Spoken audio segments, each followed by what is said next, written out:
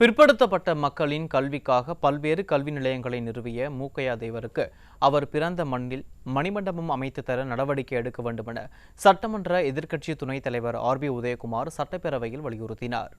தென் தமிழ்நாட்டிலே பிற்படுத்தப்பட்ட மக்களுடைய கல்விக்காக பல்வேறு கல்வி நிலையங்களை நிறுவி இன்றைக்கு தேவர் தந்த தேவர் ஐயா தெய்வீக திருமகனுடைய வழித்தோன்றலாக இருக்கிற ஐயா மூக்கையா தேவர் அவர்களுக்கு திருவுருவ சிலை உசிலம்பட்டியில் அமைக்கப்பட்டிருக்கிறது. ஆனால் அவருக்கு மணிமண்டபம் இல்லை என்கிற அந்த பகுதி மக்களுடைய கோரிக்கையாக இருக்கிறது. அங்கே அவருடைய நினைவிடம் கல்லூரியில் அமைக்கப்பட்டிருக்கிறது.